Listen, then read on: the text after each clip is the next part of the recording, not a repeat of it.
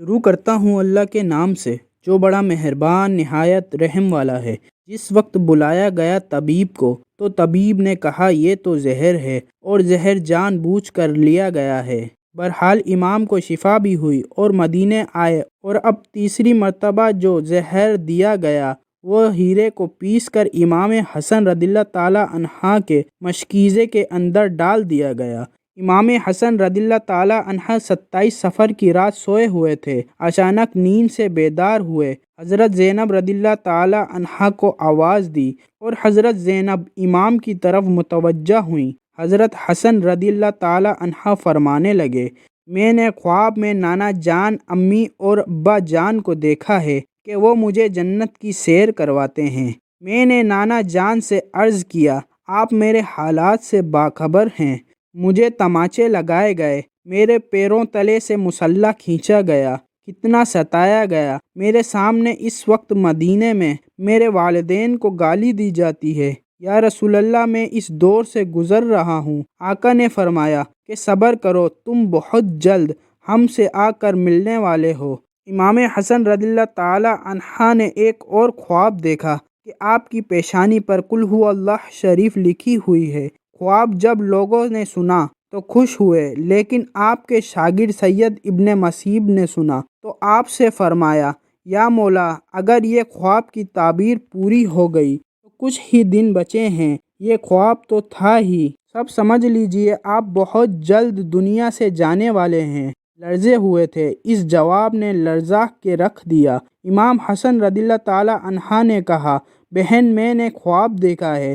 حضرت زینب نے پوچھا، امام یہ کیسا خواب ہے؟ امام نے مشکیزہ لانے کا کہا اور مشکیزے سے پانی پیا تو مشکیزے میں موجود جو ہیرا پیس کر ڈالا گیا تھا آپ کے پیٹ میں چلا گیا۔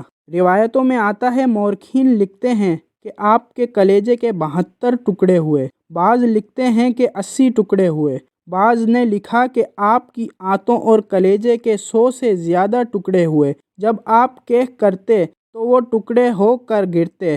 سوچئے ذرا یہ ہیرا کیا ہوتا ہے، اس کو کانچ پر چلائیں تو کانچ کٹ جاتا ہے۔ یزید صرف قاتل حسین رضی اللہ تعالی عنہ نہیں بلکہ قاتل حسن رضی اللہ تعالی عنہ بھی ہے، اس میں تو سب اتفاق کرتے ہیں۔ یہ سازش یزید کی تھی، لیکن زہر دیا کس نے، اس پر تاریخ خاموش ہے۔ مولانا حسن رضا بریلوی رحمۃ اللہ نے ایک عورت کا نام لکھا ہے، لیکن مفتی جلال الدین اس پر خاموشی کا حکم دیتے ہیں۔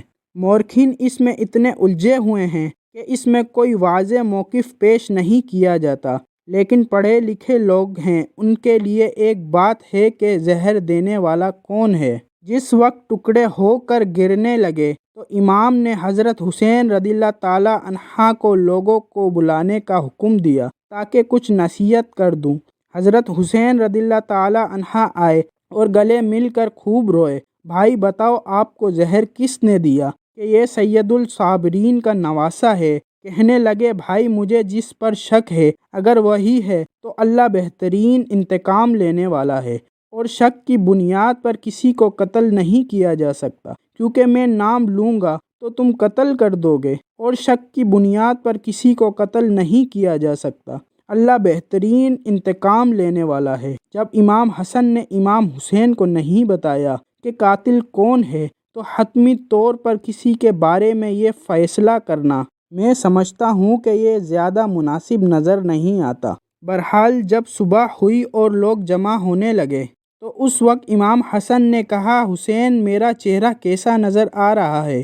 امام حسین رضی اللہ تعالی عنہ نے روتے ہوئے فرمایا، آپ کا چہرہ ہرا ہو گیا ہے۔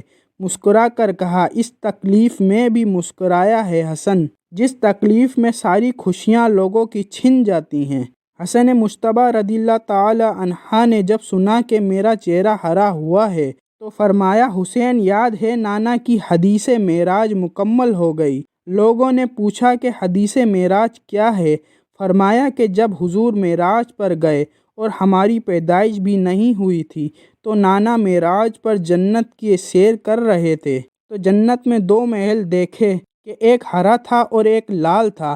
اس وقت رضوان جنت نے کہا کہ یا رسول اللہ، جاتے جاتے اپنے شہزادوں کے محل بھی دیکھ جائیں جن سے پوری جنت کا حسن دوبالا ہوتا ہے۔ حضور نے فرمایا، ہرا کس کا اور لال کس کا ہے؟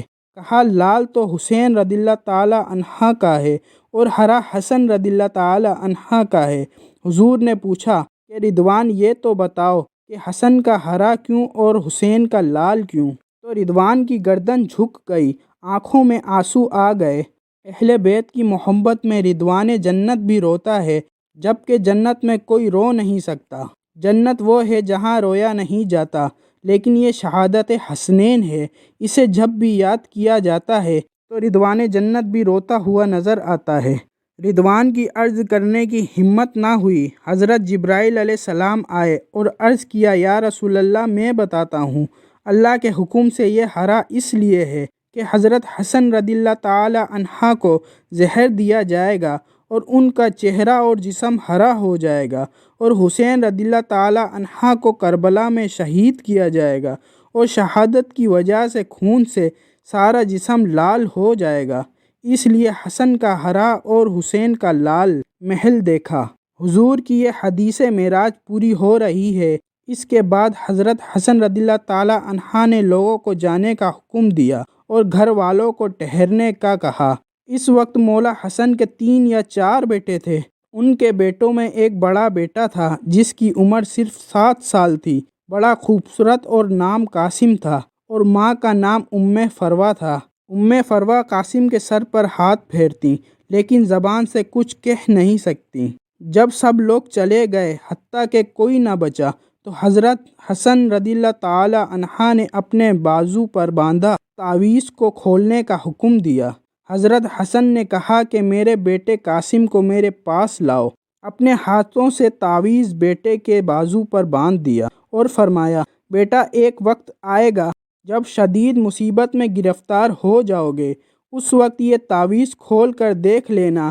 اس کے بعد حضرت حسین رضی اللہ تعالی عنہ کو بلا کر وصیت کی اور کہا، حسین صبر سے کام لینا، اور میری تمنا ہے کہ جس وقت میرا جنازہ اٹھے تو مجھے نانا کے قدموں میں دفن کر دینا۔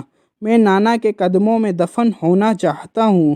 امام علی مقام 28 صفر کو، ایک روایت کے مطابق 29 صفر کو، اور ایک روایت کے مطابق 5 ربیع الاول کو شہید ہوئے، اس طرح سے کہ آپ کا پورا جسم ہرا ہو چکا تھا اور اندر کی آنتوں کے ٹکڑے کیح کی صورت میں باہر گرے ہوئے تھے۔ حضرت حسن رضی اللہ تعالی عنہ کی شہادت ہوئی تو آپ کی تجہیز و تدفین کے لیے جنازہ اٹھایا گیا، لیکن یہ بھی تاریخ کا بدترین باب ہے کہ جنازہ باہر لے کر آئے اور حضور کے روضہ مبارک میں حضرت حسن رضی اللہ تعالی عنہ کو دفن کرنا چاہتے تھے، تو بنی امیہ کے وہ غلیظ جسے دنیا مروان کہتی ہو، بدترین آدمی جس پر میرے آقا نے لعنت کی تھی، اس نے کہا میں ان کو دفن نہیں ہونے دوں گا۔ امام حسین رضی اللہ تعالی عنہ نے کہا، میرے بھائی کی وصیت ہے، میں دفن کروں گا۔ یہاں تک کہ مورخین نے لکھا ہے کہ اس ظالم نے کمان سے تیر نکالا اور امام حسن رضی اللہ تعالی عنہ کے لاشے پر چلانا شروع کیا۔ ایک بندہ جو شہید ہو چکا ہے، لوگ کہتے ہیں مروان اور یزید کو اتنا برا نہ کہو، اس لیے کہ انہوں نے کیا کیا ہے، مرے ہوئے انسان کا دشمن بھی احترام کرتے ہیں۔ مروان کیسا ظالم تھا، نانا کے قدموں میں نواسے کو لے جا رہے ہیں تو دربار سے جنازہ روک لیا، جنازے پر تیر چلانا شروع کر دیا۔ بعض روایت یہاں تک آتی ہیں، جنازہ حسن پر تیر چلائے حضرت زینب رضی اللہ تعالی عنہا نے کہا، فاطمہ کے 2 بیٹوں کے جنازے میں نے دیکھے ہیں، حسن کو تو 2 بار کفن ملا، حسین کو تو 1 بار بھی کفن نہ ملا۔ لوگوں نے کہا کہ حسن کو 2 بار کفن کیسے ملا؟ کہا کہ جب مروان نے حسن کے لاشے پر تیر چلایا تو تیر لگا تو حسن کے کفن سے خون کے فوارے نکل پڑے۔ لوگوں نے کہا کہ ایک کفن پر اب دوسرا کفن ڈال دو تاکہ حسن کو رنگین کفن میں لے کر نہ جائیں، بلکہ کفن اور دے دیا۔ یہ بھی حضرت حسن رضی اللہ تعالی عنہ کی کرامت ہے کہ وصال کے بعد بھی تیر لگا تو آپ کے جسم سے خون نکلا۔ پھر کسی نے امام حسین رضی اللہ تعالی عنہ سے کہا کہ حضرت حسن رضی اللہ تعالی عنہ کی یہ وصیت ہے کہ مجھے حضور کے قدموں میں دفن کریں، لیکن انہوں نے یہ بھی تو کہا ہے اگر مروان آڑے آئے تو مجھے امی جان کے قدموں میں دفن کر دینا، آپ اس پر بھی عمل کر سکتے ہیں۔ پھر امام حسن رضی اللہ تعالیٰ عنہ کو حضرت فاطمہ رضی اللہ تعالیٰ عنہا کے قدموں میں دفن کر دیا گیا۔ اللہ پاک سے دعا ہے کہ وہ ہمیں اہل بیت کی سچی اور پکی محبت عطا فرمائے۔